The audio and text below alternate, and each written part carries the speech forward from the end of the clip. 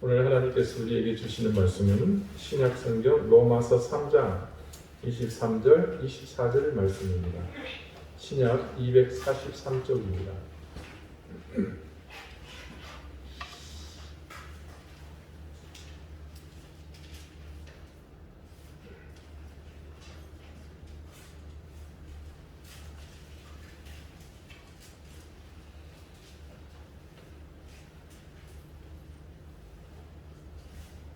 로마서 3장 23절, 24절 말씀을 제가 읽겠습니다. 이제 다 같이 자리에서 일어나 하나님의 말씀을 경청하십시오.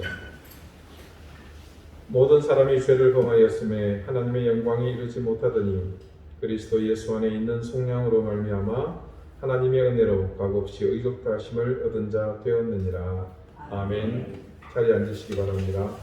하나님께서 이 말씀으로 우리에게 은혜 주시기를 원합니다. 소망의 유일한 이름이라는 제목으로 하나님의 말씀을 여러분에게 전합니다. 지난주에 하나님에 대해서 따지던 그 친구 말입니다. 나름 합리적으로 살고 또 언뜻 보기에도 인생을 허비하지 않고 치우침 없이 정도를 걷는 그런 친구입니다.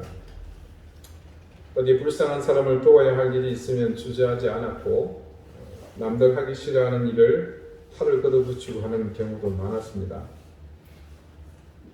대학 다니던 87년 민주화 항쟁 때에는 밤새도록 시위에 참여하고 또 정권의 불의를 참지 못하고 울분을 토하는 등 나름 의식도 있고 괜찮은 친구였습니다. 아쉽게 주님을 만나는 것에는 참 많이 인색했던 친구고 그리고 지금도 그 인색함은 변함이 없습니다. 정말 한결같은 친구입니다.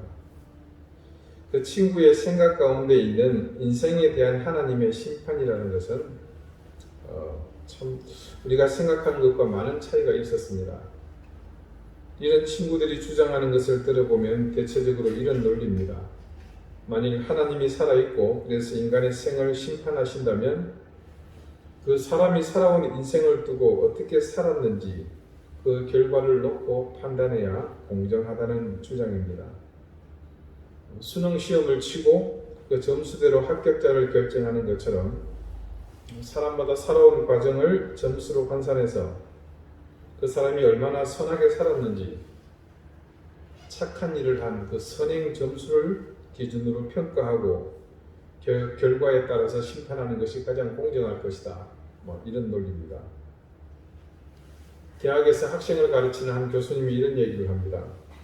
10년 이상 학생을 가르치고 있는데 점수로 학생들을 심판하는 일을 자신은 지치도록 해보았노라. 이분은 학생들을 평가할 때마다 자신의 평가가 공정한지 질문하지 않을 수 없노라고 말합니다.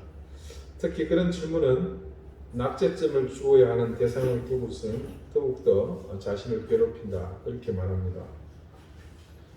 대체적으로 60점이 커트라인인데 60점에 미달한 학생의 명단을 보면서 1점이 부족하다는 이유로 59점짜리를 낙제시키는 것이 잘하는 짓인가? 그래서 늘 50점 이상 받은 학생은 10점을 올려주고 구제를 해주었다고 합니다. 이제 그렇게 하면 좀 안심이 되는데 그 안심도 잠깐 또 다른 마음이 편치 않는 일이 일어납니다. 49점을 받은 학생이 생각나기 때문입니다. 하나님이 이런 논리와 같이 우리 각 사람의 인생에 대해 점수를 매기고 심판하신다면 과연 하나님께서는 낙제점을 어떻게 잡아야 그게 공정할까요? 낙제점을 하나님께서 설정하셨다고 생각해 봅시다. 그러면 턱걸이로 심판을 통과한 사람도 있을 것이고 그와 반대로 아슬아슬하게 통과하지 못한 사람도 생기지 않겠습니까? 텔레비전을 근래에 잘 보지 않던 제가 한 석 달여 전에 눈이 빠지게 기다리면서 시청하던 방송이 있습니다. 그건 모 방송사에서 무명 가수를 대상으로 경연을 벌이고 최종 우승자를 선발하는 프로그램입니다. 이 프로그램에 제가 주님의 교회에서 가르치던 아이가 30대가 되어서 출연을 했습니다. 그 친구의 어머니로부터 이 애가 오래전에 가수 활동을 한다는 얘기를 들어서 알고 있던 터에 그 어머니가 얘가 이 프로에 출연한다는 사실을 알려주셨습니다. 그때부터 이 아이, 이제 청년이죠. 걔를 응원하기 위해 매주일 이 프로를 시청하게 되었습니다. 그런데 제가 시청하기 시작한 지 3주 만에 이 녀석이 둘이서 벌이는 경연에서 탈락했습니다. 하지만 그의 재능을 아까워한 심사위원들이 다시 출전할 수 있는 그런 기회를 주는 멤버로 이 친구를 선정합니다. 근데 결과적으로 마지막에는 놀랍게도 이 친구가 결국 우승을 했습니다. 상식적으로 보면 그냥 점수가 미달되어서 탈락했으니 다음번에 출연하더라도 경연에서 이미 승리한 사람들보다도 객관적으로는 모자라는 점수일 수밖에 없습니다. 몇 주 전 또 다른 방송사에서도 비슷한 일이 일어났습니다. 여성 트롯 경연대회에서 제주 출신의 한 여성이 누군가 결혼이 생기는 통에 기사 회생했는데 심사위원들의 합산 점수에서 모자랐던 그 사람이 마침내 최종 우승하는 결과를 나왔습니다. 자, 이 두 사람이 심사위원들로부터 받았던 점수가 결국 어떻게 보면 결정적인 중요한 판단의 기준은 아니었다라는 생각이 듭니다. 하나님의 채점 과정에서 턱걸이로 아슬아슬하게 통과한 사람과 그렇지 못한 사람의 차이가 영원한 자신들의 운명을 좌우할 만큼 큰 것일까요? 그건 차제에 두고 과연 그 심판에서 떨어진 사람이 이 결과를 수용할 수 있겠느냐는 말입니다. 이 방법에는 또 다른 변수도 있습니다. 우리가 일반적으로 보면 아주 의로운 사람과 아주 불의한 사람, 매우 선한 사람과 매우 악한 사람이 어느 정도는 구분이 됩니다. 하지만 우리 눈으로 선한지 악한지 분별하기 어려운 사람이 사실 훨씬 더 많죠. 그렇다면 하나님 보시기에는 어떨 것 같습니까? 하나님의 절대적 기준에서 볼 때는 인간에게 선과 악은 별 의미가 없습니다. 자, 7살짜리 아들과 6살짜리 아들, 두 아들이 지금 치고받고 난립니다. 서로 자기가 옳다고 눈동자에 검은 자가 하나도 안 보일 정도로 째려보면서 분기탱천이 있는 모습을 부모가 보고 있을 때 어떤 생각이 들겠습니까? 그래, 네가 선하고 네가 악하다? 부모가 볼 때는 그놈이 그놈이잖아요. 하나님이 보실 때 인간은 모두 예외 없이 그렇습니다. 낙제점입니다. 물론 100점을 만점으로 기준을 두고 보면 90점은 합격시켜야 되겠고 10점은 탈락시켜야 되겠죠. 그건 정당해 보입니다. 하지만 만점의 기준이 100점이 아니라 혹은 만점, 10만점, 100만점이 되었다고 생각해 보십시오. 그럴 때 90점은 합격시키고 10점은 낙제시키는 것이 옳다고 할 수 있겠습니까? 그 친구의 주장처럼 세상을 살다 보면 주변에 정말 저 사람은 누가 보더라도 그냥 대충 사는 사람보다 훨씬 의로운 사람이고 선한 사람이고 착한 사람이고 진실된 사람이고 좋은 사람이고 훌륭한 사람이고 의식 있는 사람이고 괜찮은 사람이고 쓸만한 사람이지만 우리 지난주 말씀에서 확인했듯이 하나님의 기준에서는 별 차이가 없다는 겁니다. 그 사람의 의로움, 선함, 착함, 진실함, 좋음, 훌륭함, 의식 있음, 괜찮음, 쓸만함이 결코 그 사람의 죄된 본성을 고치지 못하기 때문입니다. 그래서 그 사람이 의롭게, 선하게, 착하게, 진실되게, 좋게, 훌륭하게, 의식 있게, 괜찮게, 쓸만하게 살았다고 해도 내면의 죄성은 그대로 남아 있습니다. 유명한 설교가인 마틴 로이드 존스 목사님이 말년에 그의 저서에서 이런 말을 하셨습니다. 현재의 나에 관해서라면 중요한 것은 단 한 가지, 주님과의 관계와 주님을 아는 지식입니다. 그 외에는 다른 어떤 것도 중요하지 않아요. 우리의 모든 의의는 더러운 누더기와 같습니다. 우리의 최고 선행조차도 더럽혀져 있어요. 우리는 은혜로 구원받은 죄인입니다. 우리는 오로지 자비에 빚진 자들입니다. 늘 하나님 앞에서 자신의 내면을 철저하게 살피면서 거룩하게 살기 위해 힘썼던 이 시대에 많은 목회자와 크리스찬들에게 감동을 준 이 큰 목회자가 인생의 끝 무렵에 던진 이 말은 모두에게 깊은 울림을 줍니다. 다시 한번 우리는 이 사실 앞에 겸손해질 수밖에 없습니다. 진실로 우리 안에는 선한 것이 하나도 없습니다. 그리고 이는 우리에게 내재된 죄 때문인 것을 이제 우리는 잘 압니다. 우리를 타락하게 만드는 죄는 사실 단순하지 않습니다. 복합적인 다양한 차원의 성격을 가지고 있습니다. 그래서 대체로 죄에 대해서는 다음에 세 가지 차원을 일반적으로 말합니다. 1차원은 잘못된 행실, 2차원은 타락한 본성, 그리고 3차원은 하나님과 깨어진 관계다. 뭔가 연관성이 있어 보이시죠? 이를테면 1차적인 문제는 잘못된 행실, 이거는 시들어버린 나뭇잎 혹은 또 피남한 꽃 그리고 부실한 열매라고 할 수 있겠습니다.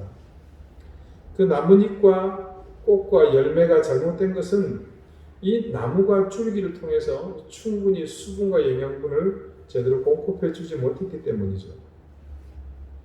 마찬가지로 우리의 본성이 타락해 있으므로 행실에 문제가 생기는 겁니다. 죄의 2차적인 문제는, 2차원적 문제는 바로 이와 같다고 할 수 있는 것이죠. 그런데 이 나무의 줄기가 제대로 자기 역할을 하지 못하는 이유는 어디에 있겠습니까? 줄기의 문제는 또 더 근본적인 원인을 찾아야 합니다. 줄기의 문제는 뿌리의 원인이 있죠. 마지막 3차원의 문제가 바로 이것입니다.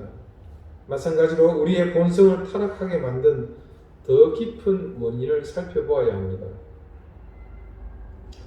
간혹 유례 없이 강력한 태풍이 왔을 때 지나고 나면 숲속이나 혹은 길가에 나무가 쓰러져 있는 것을 볼 수 있습니다. 도로의 가로수는 금방 정리를 하겠지만 숲속의 경우는 넘어진 나무가 그대로 방치되는 경우가 많습니다. 그런데 그렇게 넘어진 나무가 방치되어 있다 하더라도 금방 죽지는 않습니다. 당분간은 이듬해 역시 싹이 나고 잎이 돋습니다. 꽃도 피고, 비록 그 나무가 쓰러지기는 했지만 살기 위해서 나름 각고의 노력을 기울인 결과죠. 하지만 어느 정도 시간이 경과되고 나면 결국 그 나무는 말라서 죽고 맙니다. 자, 뿌리가 말라가게 되니까 결국 대지로부터 양분과 수분을 공급받지 못합니다. 그렇게 대지로부터 뿌리가 뽑힌 나무는 자신의 노력으로 스스로를 살려낼 수 없습니다. 우리가 그런 존재입니다. 생명의 근원이신 하나님의 대지로부터 이미 우리의 뿌리가 뽑혔습니다. 우리가 배운 대로 사탄의 유혹과 속임수를 빌미로 우리 스스로 하나님의 땅에서 등지지 않았습니까? 강풍으로 쓰러진 뿌리가 뽑힌 나무는 곧바로 다시 일으켜서 그 뿌리를 땅에 심으면 살아날 수 있습니다. 하지만 그냥 뿌리가 드러난 채로 방치되어서 시간이 흐르고 죽음의 세력이 나무를 지배한 다음에는 다시 심어도 살아날 수 없습니다. 마찬가지로 하나님의 대지에서 벗어난, 그래서 사탄의 영향권 아래에 살기를 선택한 인간은 이미 죽음의 세력에 지배당한 그런 상태입니다. 그렇게 우리 자신의 노력으로 생명을 되찾을 수 없습니다. 행실을 고치는 것만으로 안 되는 이유, 선행을 해도 하나님께 무죄 판결을 받을 수 없는 이유, 그리고 하나님의 영광에 못 미치는 처지에서 우리 자신의 노력으로 벗어나지 못하는 이유가 여기에 있습니다. 잘못된 행실만이 문제가 아니라 죄에 물든 우리의 본성도 문제이기 때문입니다. 우리의 본성을 죄에 물들게 만든 더 근원적인 문제도 있습니다. 우리의 존재가 생명의 근원이신 하나님으로부터 분리되어 있죠. 이렇게 죄는 이 세 가지 차원의 모든 문제를 한꺼번에 고치지 않으면 해결되지 않습니다. 그러므로 가장 근원적인 차원에서부터 시작해야 합니다. 뽑힌 나무의 뿌리가 다시 대지에 심기듯 우리 존재가 하나님의 땅으로 돌아가야 합니다. 그러면 우리의 타락한 본성이 치유될 수 있고 자연, 우리의 잘못된 행실도 고쳐집니다. 유대인 사울은 철저하게 율법을 지키면 이런 일을 이룰 수 있다고 믿었습니다. 그래서 그는 세상적 출세로울 때 입지가 더 좋은 그 길리기아 다소를 떠나서 열악한 예루살렘으로 유학을 왔습니다. 율법에 대한 열심이 누구보다도 앞서 있었기에 당연히 바리새파에 입단을 하게 되었고 당시 최고의 율법학자인 가말리엘의 제자가 됩니다. 자, 바울은 율법을 완벽하게 지켜내므로 죄의 굴레를 벗어버리는 것을 자기 삶의 목적으로 삼았습니다. 그래서 하나님을 기쁘시게 할 수 있는 일이면 무엇이든 앞장서서 행했습니다. 그런 열심이 바울이 아닌 이 사울에게는 곧 의로움, 의의였습니다. 자, 여러분, 달리는 속도도 중요하지만 방향이 더 중요하다는 말이 있죠. 바울은 당시 누구보다도 열심을 다했지만 자신이 가는 길의 방향이 틀렸다는 사실은 깨닫지 못했습니다. 그러다 보니 아무리 노력해도 자기 영혼에 드리운 어두운 그림자는 지워지지 않습니다. 그럴수록 이 사울은 그 본민을 잊기 위해 더욱 발버둥쳤습니다. 그런 방편 중 하나가 예수 믿는 사람을 잡아들이기 위해서 그가 앞장섰던 것이죠. 그 유명한 사건, 다메섹으로 원정을 떠나는 일도 바로 그 방편이었습니다. 예수 믿는 사람을 잡아들이기 위해 대제사장의 친서를 들고 다메섹으로 갔습니다. 나사렛 출신의 예수라는 청년이 십자가에 달려서 죽었는데 하나님이 그를 죽은 자 가운데서 사흘 만에 일으켰다. 이로써 나사렛 예수는 평범한 인간이 아니라 하나님의 아들이라는 사실이 증명되었다. 그는 죄의 모든 문제를 해결하기 위해 하나님이 보내주신 메시아다. 그는 모든 인류의 죄에 대한 하나님의 진노를 짊어지고 십자가에서 대속의 죽임을 당했다. 그래서 그를 영접하고 믿으면 모든 죄는 용서받고 하나님의 자녀로 회복되며 성령의 선물을 받고 새 사람이 된다. 그런 사람에게는 영원한 생명과 부활이 약속되어 있다. 자, 여러분, 이런 사실들은 저와 여러분에게는 상식이죠. 하지만 바울은 죄의 문제를 해결하여 하나님으로부터 의롭다 인정을 받기 위해 그동안 우리와 다른 방법으로 얼마나 많은 노력과 희생을 기울였는지 모릅니다. 자, 만약 이것이 옳다면, 우리의 상식이 맞다면, 물론 사울의 입장입니다. 사울은 이제껏 자신이 혼신을 다해 살아온 인생을 허비한 것이 됩니다. 그의 모든 노력, 그가 이제껏 쌓아 올린 모든 것은 일순간 물거품이 됩니다. 자신이 온 힘을 기울인 그런 노력과 희생 없이 단지 죽었지만 다시 살아났는지 정확하지 않은, 하여튼 그 사람을 믿는 것만으로 죄의 문제를 해결받고 하나님 앞에 설 수 있다고 얘기하니까 그의 입장에서 천하의 이런 만발이 어디에 있겠습니까? 그냥 다른 종교나 이방 잡신의 문제라면 바울은 관심을 기울일 이유가 없었습니다. 그런데 이것이 여호와 하나님 앞에 서는 방법이라는 사실에 그는 참을 수 없었습니다. 그래서 사울이 예수를 따르는 추종자들을 잡아들이는 일에 나설 수밖에 없었습니다. 그런 사고에 충실했던 사울이 부활하신 주님을 그 다메섹에서 만났습니다. 그 순간 그동안 율법으로 가리고 살았던 자신의 실상이 낱낱이 드러났습니다. 그래서 자신이 살아오면서 전력 투구한 그 노력이 자신의 죄의 문제에 조금도 도움이 되지 않는다는 사실을 깨닫게 됩니다.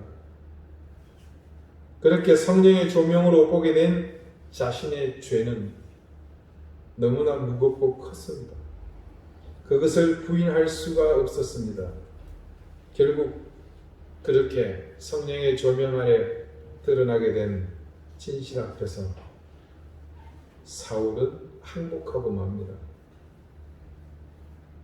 그가 항복한 그 순간 나사렛 예수가 하나님의 아들이며 우리의 죄를 위한 유월절 대속의 어린 양으로 십자가에서 죽으셨다는 사실, 그리고 그분이 그렇게 죽음에 처했으나 그 권세를 깨고 살아나셨다는 그 사실을 믿는 순간 그분이 십자가에서 흘려주신 그 보혈이 그가 그동안 붙들고 씨름하던 죄의 문제를 일순간 씻어주는 것을 경험합니다.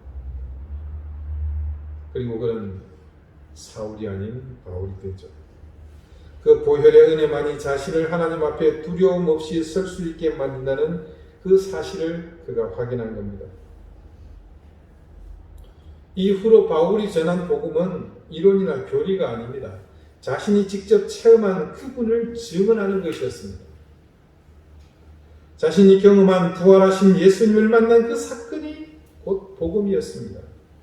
그 복음으로 자신의 인생이 완전히 뒤집혔습니다. 오늘 우리가 함께 읽을 로마서를 통해 바울이 증언하는 이 말씀은 그가 통렬히 깨닫게 된 사실에 대한 자백입니다.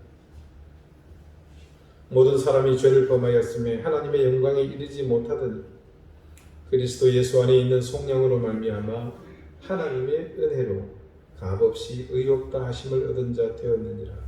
누가요? 자신이 그렇게 되었다는 겁니다.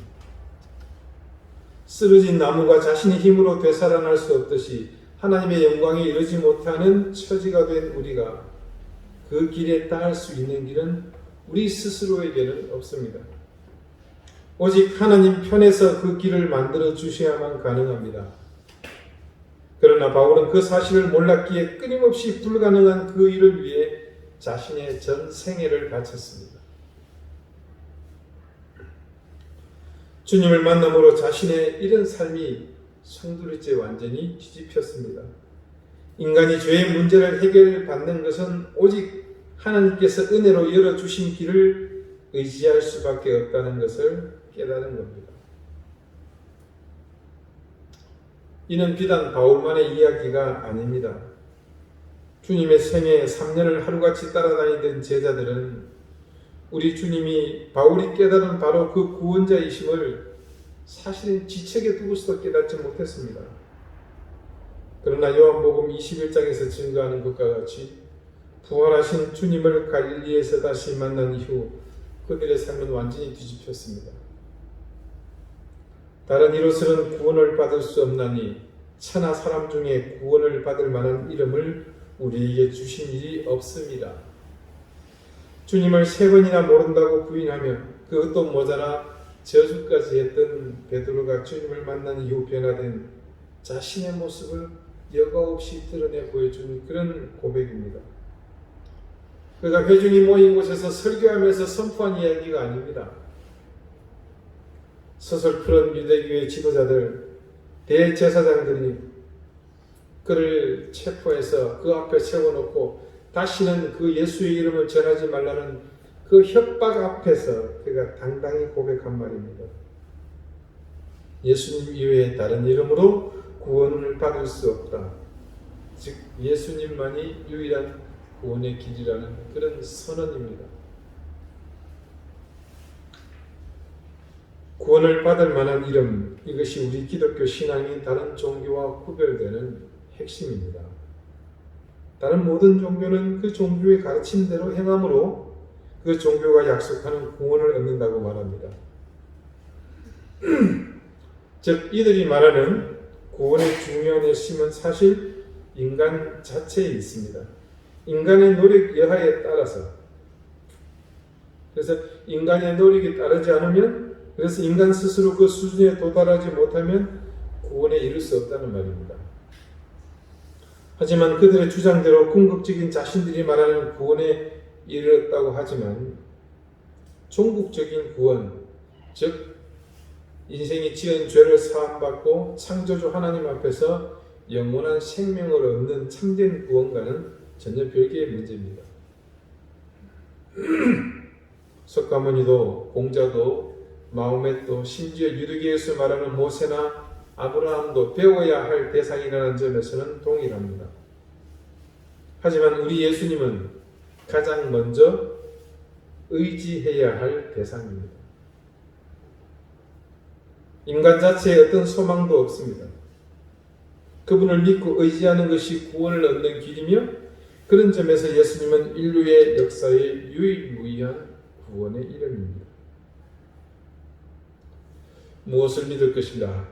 오늘 우리가 믿어야 할 또 한 가지의 사실, 우리 인간에게 소망이 없다는 사실을 믿는 겁니다.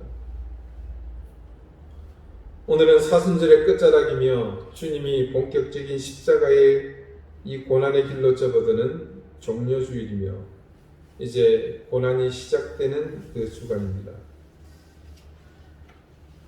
주님이 이 주간 보이신 모든 행동은 이 세상에 많은 메시지를 던져주십니다.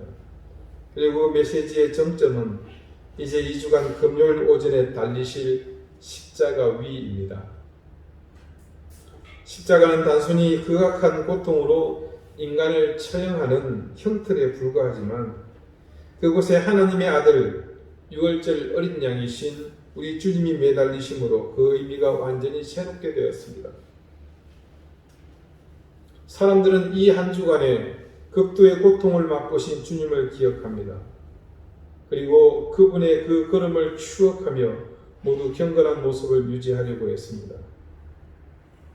영상을 통해서나 아니면 다른 기록들을 통해서 전해지는 주님이 고난받으시는 그 모든 모습은 처참하기 이를 데 없습니다. 그도 그럴 것이 인간이 가장 분노를 느끼는 범죄에 대해 심판하는 형틀이 십자가였습니다. 그러다 보니 그 현장이나 그 사건을 직간접적으로 경험하는 사람에게 그만한 공포와 위협은 당연합니다. 그런데 사탄은 그 명석함으로 우리를 이 사건에서 잘못된 방향을 향해서 보도록 이제껏 유도해 왔습니다. 놀랍게도 사기를 당하는 줄도 모르고 사기당하고 있던 우리는 오로지 주님의 고난 받으시는 그 현장에만 몰입하느라 주님의 고통과 그분이 받으시는 그 모욕에 집중되어 있었습니다. 그러는 와중에 그 처참한 형벌의 현장이 나와 상관이 있다는 사실을 조금씩 망각하게 만들었습니다. 주님이 채찍에 맞으시며 신음하시는 장면을 볼 때 주여 주여 함께 신음하지만 지금 저분이 나를 위해 채찍이 맞고 있다는 사실로 쉬 이어지지 못합니다.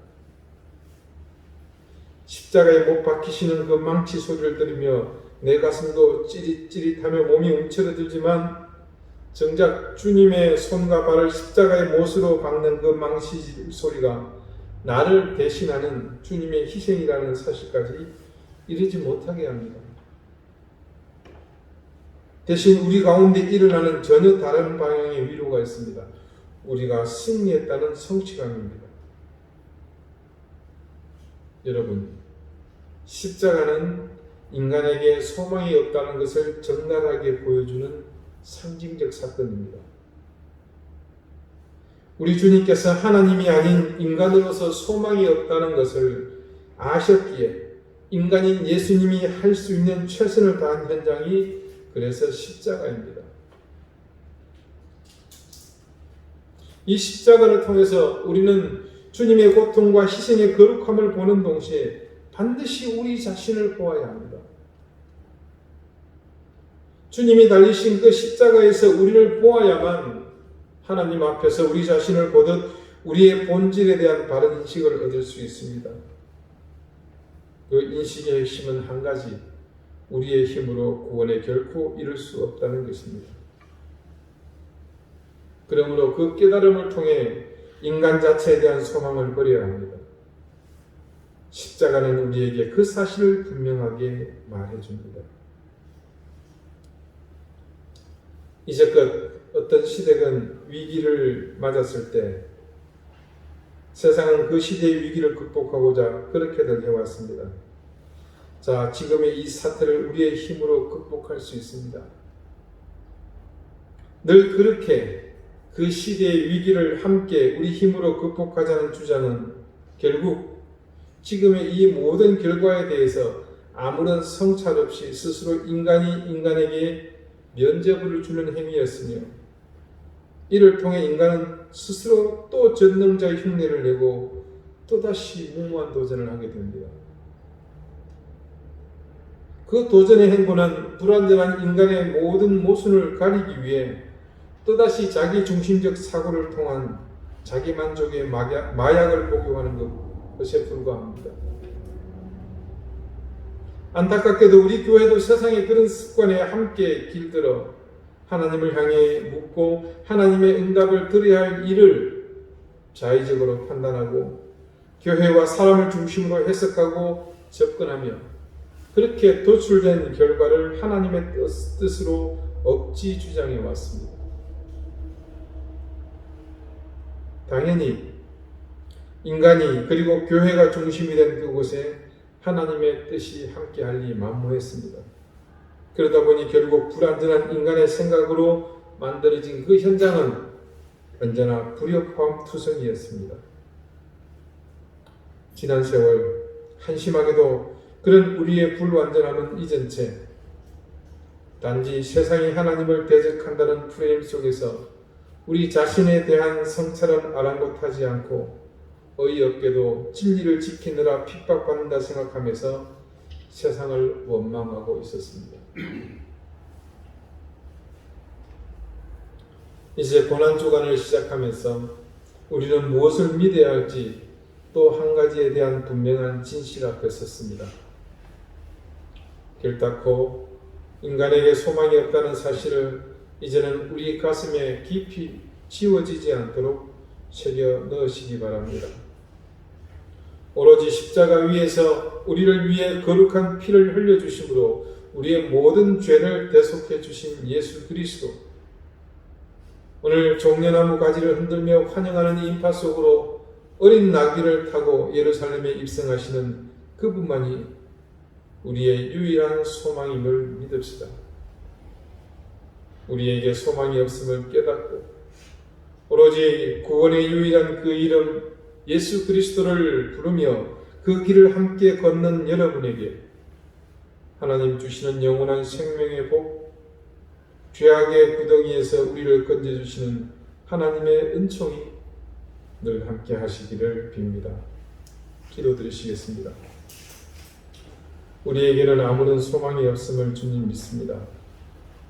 십자가에서 피 흘려 대속의 은총을 베풀어 주신 주님만이 우리의 유일한 소망임을 믿습니다. 이제껏 우리의 소견에 오른 대로 주님의 의지와 상관없이 우리가 믿고 싶은 대로 믿고서 세상을 향해 당당했던 삶을 그치고 온전한 겸손과 겸비함으로 하나님의 뜻을 묻고 하나님의 뜻하심을 따라 사는 삶이 되게 해 주십시오. 주님이 이 고난의 길을 가신 것이 곧 우리 부족함과 죄악됨으로 인한 것임을 깨닫고 우리의 유일한 소망이신 주님의 그 길 앞에 온전히 우리의 삶을 던지게 해 주십시오. 십자가의 고난으로 인류의 구원을 이루신 예수 그리스도 이름으로 기도드립니다. 아멘.